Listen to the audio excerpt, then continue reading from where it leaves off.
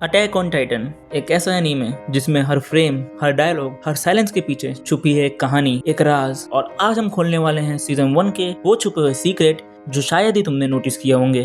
तो बिना किसी टाइम वेस्ट करके स्टार्ट करते हैं वीडियो को। नंबर 1, हम एक कैरेक्टर देखते हैं मोशिस नाम का। अब अगर तुम एनीमे ओनली हो जैसे कि मैं था तो तुम्हें ये पता नहीं होगा। मांगा में उसकी माँ उसको लास्ट नाम से बुलाती है जो कि है ब्राउन। और हाँ, ये वही ब्राउन है जो राइनर का भी लास्ट नेम है। तो क्या मोशिस एक्चुअली राइनर का लॉन्ग लास्ट कजिन था? मे बी या मे बी नॉट, पर ये क्लियरली एक हिंट है कि मार्ले की एग्जिस्टेंस शो की स्टार्टिंग से ही ड्रॉप की गई थी।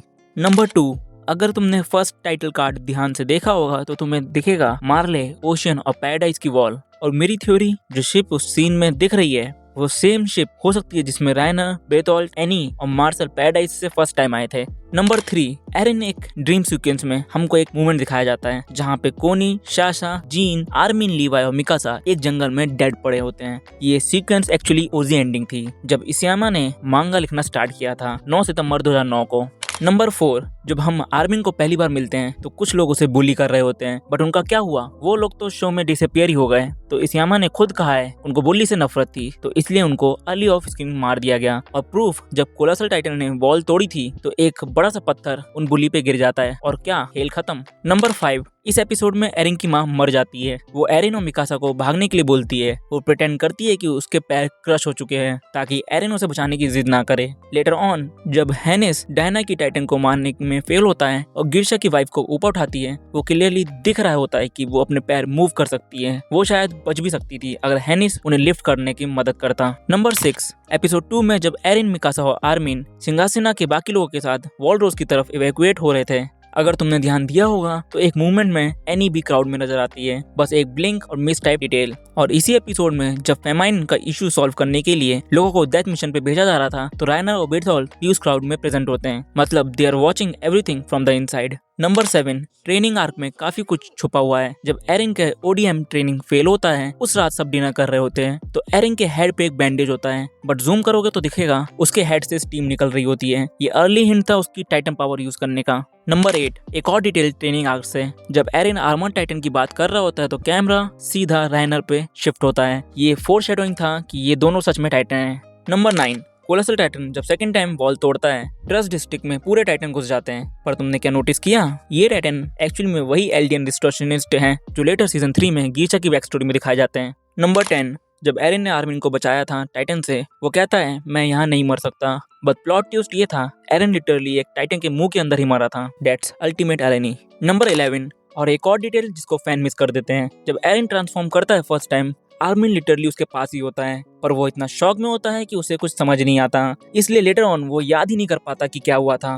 नंबर 12, अब ये फैक्ट तो सबको पता होना चाहिए, टाइटन ह्यूमंस को क्यों खाते हैं? वो तो खुद फूड नहीं चाहते। रीजन ये है कि उनको लगता है हो सकता है कोई टाइटन शिफ्टर उनके सामने या आसपास हो, अगर वो उन्हें खा लेते हैं तो वो वापस इंसान बन सकते हैं। नंबर 13, सीजन 1 एपिसोड 6 में मिकासा की बैक स्टोरी मिलती है और ये भी दिखाया जाता है कि उसकी एरिन से पहली मुलाकात कैसे हुई थी। एंड में एक पावरफुल सीन, मिकासा एक प्रेइंग मैंटिस को देख रही होती है जो एक बटरफ्लाई को खा रहा होता है। ये मोमेंट तब होता है जब वो रियलाइज करती है कि वर्ल्ड इज क्रूअल। मैंटिस का symbolism, they desperate their mates, और butterfly symbol of freedom, exactly वही चीज जिसके लिए एरिन फाइट करता है। नंबर 14, इस फ्लैशबैक के बाद मिकासा के आर्कमैन का पावर ऑकिन होता है जब वो एरिन को किडनैप से बचाती है। लेकिन ट्विस्ट ये है, लेटर इन शो जब एरिन अपने फाउंडिंग टाइटन की पावर यूज करता है, वो भी मिकासा को स्माइल टाइटन से बचाने के टाइम ही करता है। सो बेसिकली दोनों की ट्रू पावर तब एक्टिवेट होती है जब वो एक दूसरे को बचाते हैं। नंबर 15, सीजन 1 एपिसोड 7, एरिन जब टाइटन बनकर मिकासा को बचाता है, उससे पहले एक शॉट दिखाया जाता है एक पोमेग्रेनेट का, बट इसका मतलब क्या है? Pomegranate that resurrection rebirth symbolise how Mikasa ने एरिन की डेथ को एक्सेप्ट किया और डिसाइड किया कि वो भी उसकी यादों के साथ जिएगी।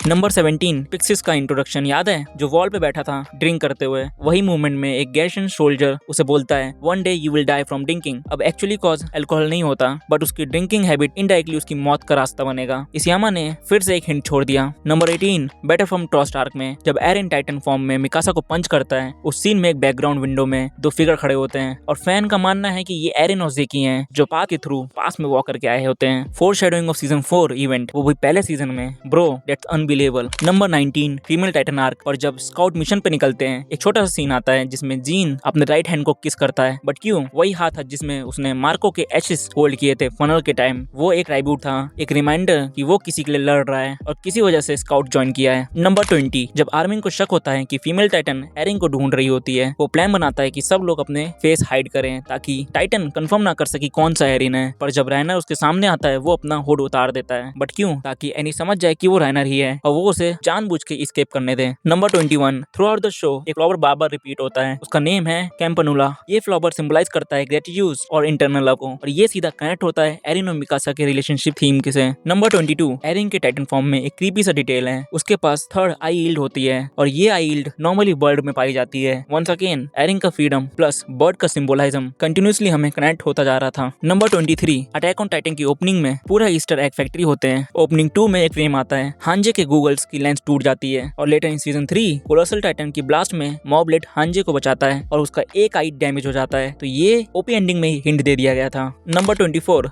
सीजन 1 के सेकंड एंडिंग में एक क्रेजी विजुअल मिलता है जब स्काउट वॉल के एक साइड पे खड़े होते हैं, फिर शीन शिफ्ट होता है एनी, रैनर और बेथोल और यामीर पे जो कि वॉल के दूसरी साइड पे खड़े होते हैं, और ये लिटरली एक हिंट था कि वो लोग मार्ले से आए हैं। आगे जाके वो सब क्लियर भी हो गया। नंबर 25 इसी एंडिंग में एक और सीन है जिसमें मिकासा फिर से एक प्रेइंग मेंटिस के पास दिखाई जाती है, वही डिटेल जो फ्लैशबैक में था, बटरफ्लाई मेंटिस सिंबोलिज्म, और वही साइकिल रिपीट होती है जब शो के एंडिंग टाइम आता है। नंबर 26 सीजन 1 के फाइनल फाइट में एनी और एरिन चर्च को तोड़ देते हैं। उस सीन में सब लोग एक सर्कल फॉर्मेशन में प्रे कर रहे होते हैं और वो फॉर्मेशन एग्जैक्टली रिसिंबल करती है कोलोसल टाइटन की जो वॉल्स के अंदर होते हैं, और वही चर्च तोड़ दिया जाता है। सिंबोलिज्म लेवल कितना हो सकता है सोचो।